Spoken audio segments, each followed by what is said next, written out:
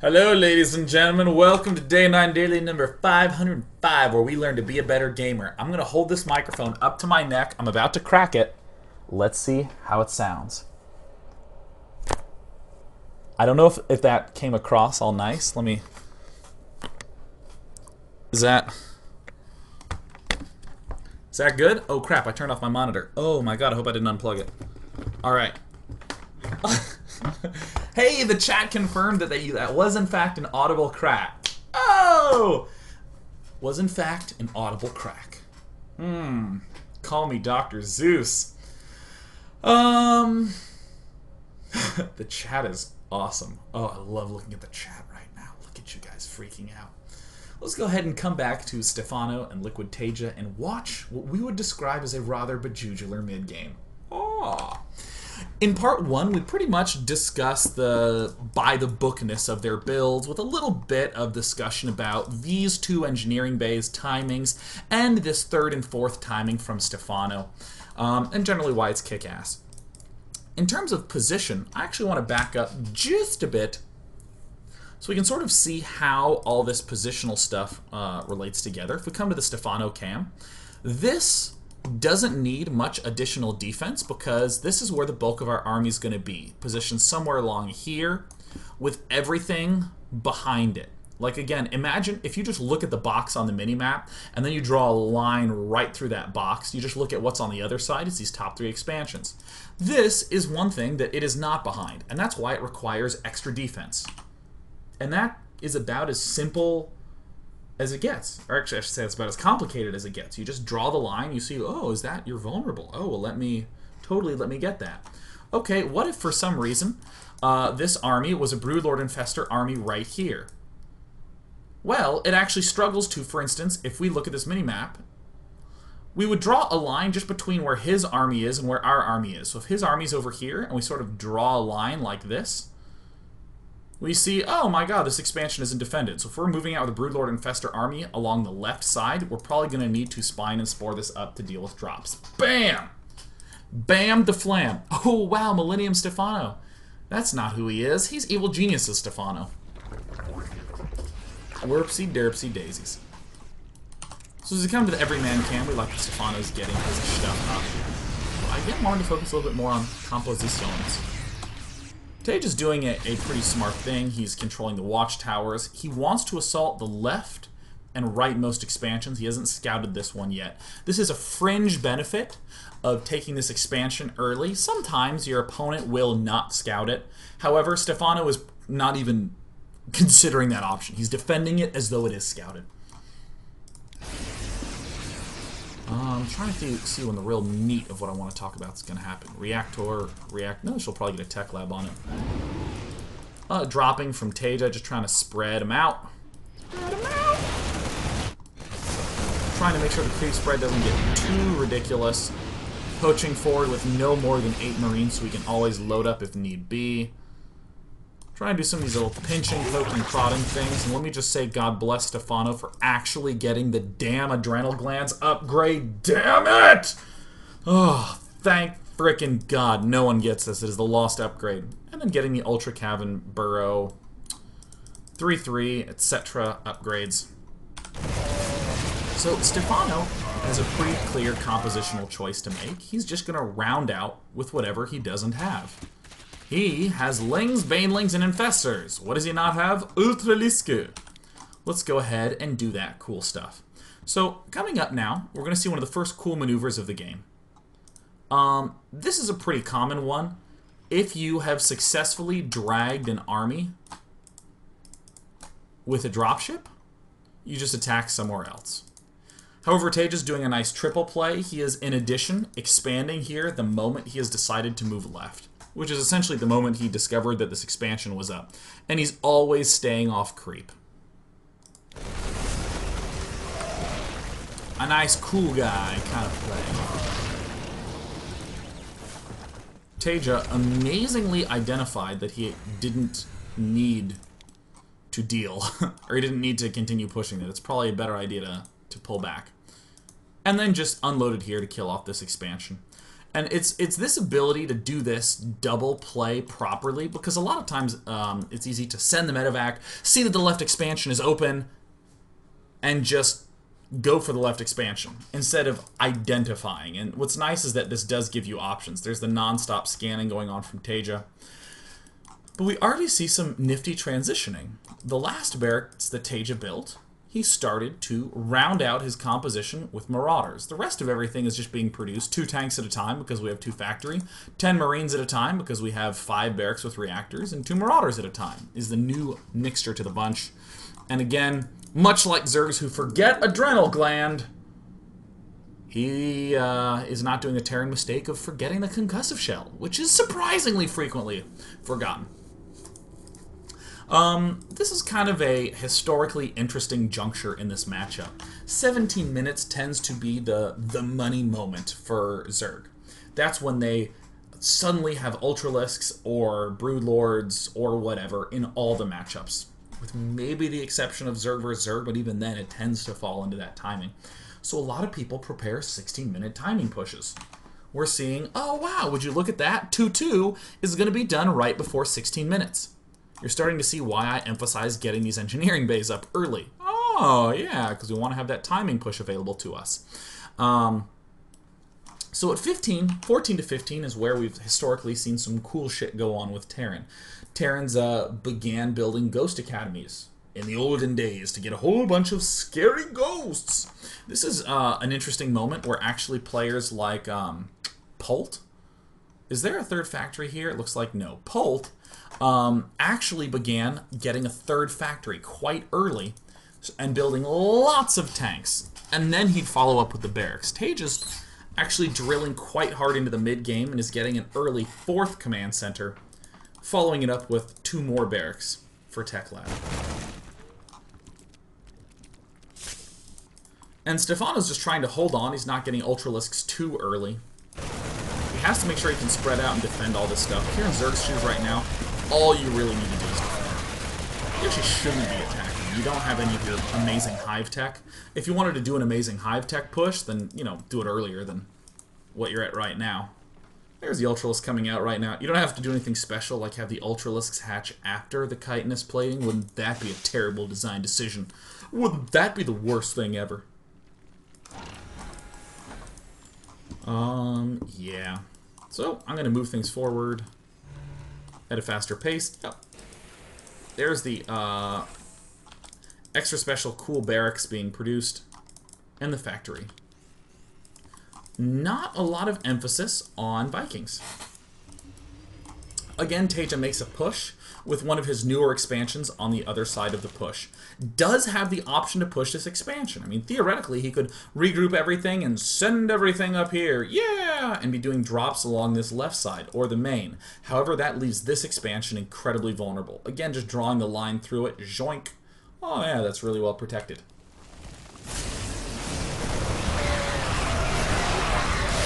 So Stephano rushes on up with this really scary hive-tech mixture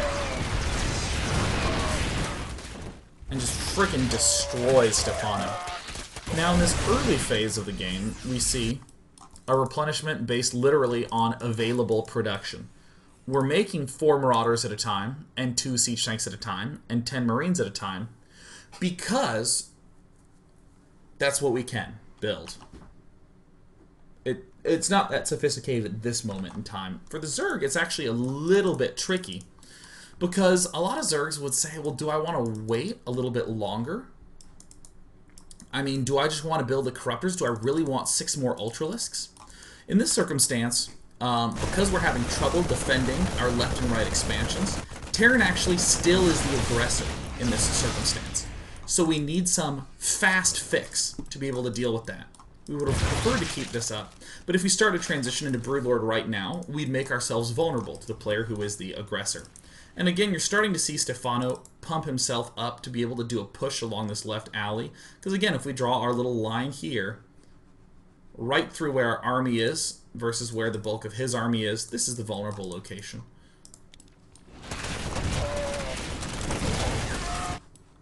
I found this sort of cool, a 4th factory from TaeJa. We don't really see that out of Terrans. Generally, they stick to 3 and add on more starports. But just a second starport. But a 4th ground factory. And this is a cool theme that aggressive Terran players are more and more favoring, where they really try to rock out hard on the ground. Oftentimes, you'll see when the Broodlords start to kick into gear, the natural instinct is, well, how do I kill those Broodlords? So you start making Vikings. And then the Zerg makes Corruptors, and the instinct is, well, I need to make more Vikings to deal with the Corruptors, and then kill the Broodlords. Often players now are saying, well, if I just crush him on the ground, then I can run up under his Broodlords with any number of Marines. And you'll notice the Marine count starts to be disproportionately smaller. Or I should say proportionately smaller than in the mid-game. In the mid-game, it tends to be like, 70% of your army mix. But then it's going to drop to like 50%, 40%. This Banshee is still alive and still useful for this. I don't think that's like a build order type thing. That's just like a, a TaeJa's good kind of thing. And also, TaeJa, you're noting, is getting a little bit low on cash. And as he's approaching the top, is favoring getting more Marauders in there. He's favoring these aggressive mixtures. We have 5 Marines there. We could have done things like get more Marines in. We really could have done this. I actually want to come back to the last minute of production, where again we can be spamming A. There's 7 Marines here. I do not think that TaeJa is so bad that he actually just misclicked and didn't build those extra Marines. But he is super on point with his Marauder and tank production. Except here. But the Marauder production especially. Look at this. It's around 5 or 6, but super on point with the Marauders. So what are we seeing here? It's very subtle, but it's still very clear. In the very early stages of the mid-game, right around 10, 12, 13 minutes, it's just like Marine tank, go, go, go, go, go. But as Stephano gets Hive, I almost want to describe modern Zergs as having a Phase 1 Hive tech and a Phase 2 Hive tech. Phase 1 is right when their Hive's done, and they get Adrenal and Ultra, the fast, speedy Hive tech. And then the second phase is when they finally get Broodlords, and they start phasing out a lot of Zerglings. They phase out all the other mineral-heavy things and do gas-heavy things like Broodlord, Ultra, Corruptor. In Phase 1 of Hive tech, which I would call the sort of mid and late mid-game, we're starting to see players de-emphasize Marines and emphasize Marauder tank. Slight compositional adjustment. You'll notice that in this army supply, it's 121 for TaeJa, and only 40 of it is in Marines. Very, very small proportionally. Oh god, you trapped him. No, TaeJa's too good to trap his own units. So this is one of these like subtle things where it's super easy just to go A. I mean, TaeJa's building enough Marines not to end up like at 160 food like an idiot. And just be like, well, I'm just going to assume that he won't attack me until I'm max, right? He's just going to make sure he gets some Marines, but still favoring these thick, thicker units. Big, thick units. Yes. Now, you might think that that's some sort of inappropriate illusion, but what I'm primarily actually thinking of is that announcement that there's going to be a worldwide bacon shortage. Seriously, look up worldwide bacon shortage. If you've ever watched a commercial, people talk about thick slabs of bacon, especially in American commercials where there's things for ads like Wendy's. Yeah! So now that's slowly creeping into all my vocabulary. My tragic memories. Junior bacon cheeseburgers. God, I might get some of those after this, but I won't. My roommate's making chili. Now that digression's done, we see TaeJa setting himself up for a very aggressive composition. I'm going to note that right now is when my discussion gets maximum momentum in terms of interestingnicity. We're going to have 3 starports with reactors, 10-ish barracks with a mixture of tech labs and reactors, and 4 factories with tech lab. We can get anything that we want. So now we got to think about what is this that we want. This game is about halfway done right now. This is to give you a sense of the importance of this replenishment composition. Stephano has not had to worry about replenishing. TaeJa's had to worry about replenishing, and he's replenished with a slightly more marauder-heavy skew. This has been happening with incredible infrequency in the StarCraft community, with perhaps the exception of Nerchio, has been doing it a lot. Zergling counterattacks, just to kill off them SCVs. TaeJa has this nice force.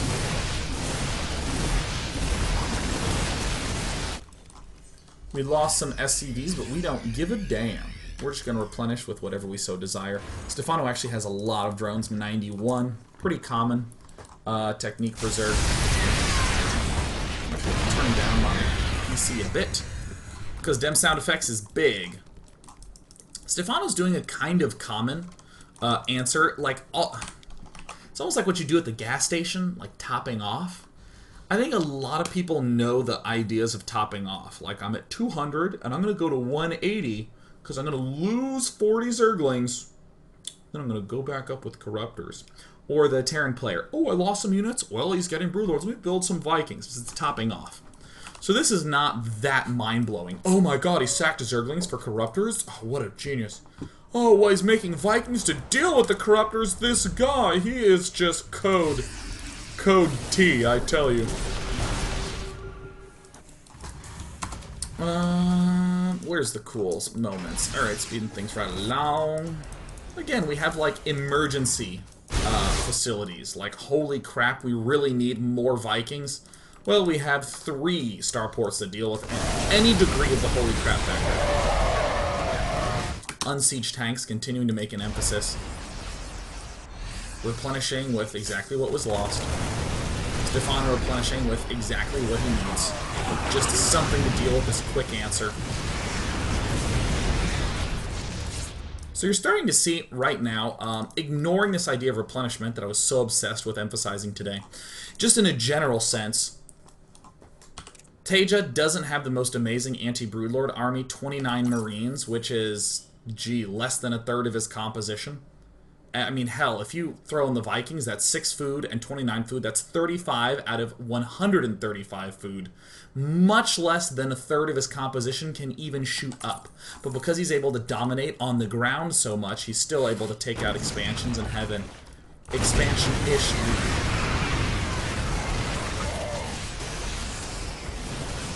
So this is the part that starts to get very interesting to me, that TaeJa is going to start replacing his army. Okay, so let's look at this army. We have an army that is primarily consisted of this mixture. You can even calculate it in the food that if Stephano's army supply is 95 and only 21 of that supply is Zerglings, the rest is pretty damn immobile, right? So, very classically, TaeJa is going to be, he has all these production facilities up, but look at this. All the add-ons are going with Marines, Vikings, and Thors. And part of you wants to say, well, derp, those are what can shoot up. But there's 6 Broodlords, it's not a huge threat. The real reason that TaeJa's doing this is because he's going to fight this very, very immobile force by having a very, very, very mobile force. So he's topping off suddenly a little bit differently. Pulling everything back. There's a really sweet battle that happens in just a moment here. There's the scan and stem. You're noticing that since the mid-game... Actually, are there any around here? Yeah, since he had that battle, he actually has not replenished tanks. There's been 0 tank replenishment since he lost that battle. Why? Because this is an immobile army. So he wants to emphasize mobility.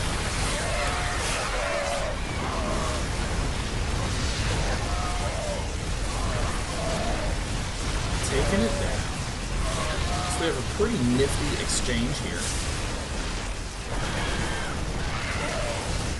So again, we're going to hit ourselves a moment where, oh my god, this has just happened. What do you do as Zerg? Well, you have to think about your goals. Is your goal to take a new expansion? If yes, then yeah, you're going to need a much more nimble force, so this must be replaced with a heavy Zergling Ultralisk Infestor mixture. emphasizing the Ling and Fester, de-emphasizing whatever Hive Tech. If this isn't here, you can emphasize Hive Tech a little more, but you still need to emphasize the faster replenishment stuff. So in a sense, we're actually only ever going for this Broodlord stuff. Like, we can go for these, where are these 3 Broodlords? They're somewhere here. We can get some Broodlords, but we don't want to emphasize them in the midst of this crisis, where suddenly we're up against a really, really lightning-fast army, and we are not stabilized. And this is kind of the classic mistake. Players will begin making more Corruptors, begin trying to morph more Broodlords, and even Stephano, who morphed just 3 little old Broodlords, is feeling the heavy pressure of this going on. We're going to talk about Terran in a bit, but still from the Zerg point of view, needs the Ling and Fester mixture to be able to deal with this. And see, now that he has this, he's still trying to take this expansion, so what does Stephano do? He continues to make Ultralisks. 4 Ultralisks is a ton of gas. That would be like, what? What, you want me to do math? It's like, what, like 6 Broodlords-ish. Woo! But Stephano cannot afford to do that. Now, if Stephano were not taking this expansion, let's say he had 5 bases, and he was stable, he had a whole bunch of spines and whatnot here, he could actually make maybe 1 or 2 Ultralisks and all the rest into those Broodlords. Now, coming back to Terran for a little bit, let's see what happened to Terran after this, during this whole compositional thing. Again, look at all the tanks that are there. Look at how freaking many tanks there are. As he loses all his tanks, this is the replenishment with a mobile army versus this immobile army. You see the thors start to pop out into there. Now, in this army exchange, in terms of replenishment goal, we have the opportunity to get tanks if we want. We clearly have that opportunity, and we can make them 4 at a time if we really want to. But what does TaeJa opt to do? He's opting to literally go for Marine, Viking, Thor. He's essentially saying, I want to do as much damage as I can right now, such as denying these expansions. He's doing a lot more drop techniques, actually even ignoring compositions. Oh, I'm up against, I just killed off a pretty immobile army. You're going to need to send whatever scraps you have over here, so drops are going to be a lot stronger. And the building of the thors is a really great way to continue the aggression against a player who has a small number of Broodlords and is trying to get back on his feet. Don't forget, thors are really good against Ultralisks. So in a sense, the way I describe it is, Stephano's trying to go from Ling Ultra, Infester, into Broodlord. Right? He's kind of transitioning from this early Hive Tech to this late Hive Tech. A Marine Thor composition exploits a player in that transition really, really, really, really nicely. Now, if for some reason that we were seeing Stephano go for all Ling and Ultralisk and Infester, we'd probably be pushed back a bit, and that's okay. We'd be able to identify that with really aggressive maneuvers like this. But let's say we got here and we saw just Ling and Fester and there were no Ultras anywhere in sight as we're moving forward like this. We just saw a player trying to sadly piece together a couple of Broodlords. If he was just trying to get a couple of Broodlords in there, actually I'll even back up a little bit more. Actually, I need to back up a little bit more. Okay. I'm going to go to the TaeJa cam. If we did pushes like this, we have all our Vikings here. If we did a push like this, we saw a player trying to transition into a ton of Broodlords. I'm gonna try this one last time because I keep stumbling over my words. When we do this, there's going to be one of 3 possibilities. A player who's going only Ling Ultra is 1. A player who's building enough Ling Ultra to stay alive and then go Broodlord, that's 2. Or a player going straight for Broodlord. If he's doing one of these transitional things where he's low on broodlords, we can just emphasize the hell out of marines and thors. If he's staying a little bit ultralisk heavy, we might want to pop back and get more marauders and all that sort of stuff, but TaeJa gets a really clear glimpse of what's up, and look at this. He even suffers some heavy losses on his Viking count, and what is he doing? He's building freaking medevacs. He's seen only Ling and Infestor. He's kind of going, oh wow, oh awesome. There's either ultralisks hidden around here, in which case I'm fine, or I'm on the verge of winning against a guy who has just a couple of broodlords. However, some marine run-ins right here reveal a bunch of ultralisks. We go back to a little bit of tank production, and in the moment, we can begin replenishing a little bit of the marauder production. Yep, there it is. There's the marauder production that kicks right in. So there's actually not that many Vikings that are getting made. It's just trying to get enough once he gets up his big broodlord infestor army. But then once we do a push and an exchange, we're going to try to go Thor Marine, and then in the end of everything, try to round out with some marauders if we see him not going for ultras. Or if we see him going for ultras. If he's not going for ultras, we just freaking kill him. Easy peasy. I'm going to go on to part number 3 right after this. Yeah. In part number 3, we're going to see the ending composition. There's about, looks like 12 minutes left on this game. We'll see some, again, continued interesting roundouts of these army mixes.